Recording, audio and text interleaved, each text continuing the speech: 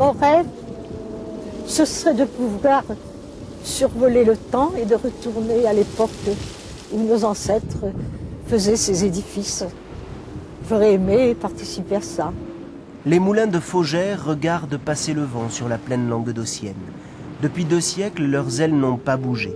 Aujourd'hui, leur histoire et leur avenir se confondent avec celui d'une dame de 86 ans, Jeanne Collignon, qui rêve. En parcourant l'Hérault pour rechercher mes ancêtres, je suis tombée sur Faugères et je suis tombée amoureuse de la maison que j'habite maintenant. Je me suis profondément intéressée à ce pays. J'ai trouvé beaucoup de ruines. J'étais très étonnée et j'ai pensé que si nous laissions ces édifices en ruine, nos arrière-petits-enfants ne connaîtraient pas l'histoire du pays. J'avais tellement été émue que j'ai décidé de fonder tout de suite une association. Et grâce à cette association, nous avons pu ou consolider ou restaurer 22 édifices depuis le sud jusqu'au nord du département. Jeanne est partie en croisade.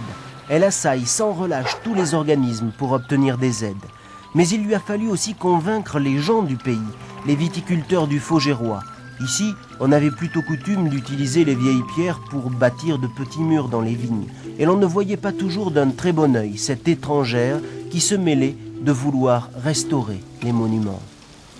On s'est dit, bon, elle va venir, elle arrive, elle pense qu'elle va faire plus que des gens qui a des générations qui sont là. Et puis on s'est aperçu petit à petit qu'on avait un patrimoine de valeur et qu'on ne le voyait plus à force de le voir. C'était un peu comme quand on vieillit en famille et on ne s'aperçoit pas qu'on vieillit. Et c'est quand vous rencontrez un ami qui ne vous a pas vu depuis quelque temps, qu'il y a un petit choc, on s'aperçoit qu'on a vieilli. C'était un peu comme ça pour notre patrimoine. Ce patrimoine, en attirant des visiteurs, pourrait aider l'économie locale basée sur un vin d'appellation contrôlée, le Faugère.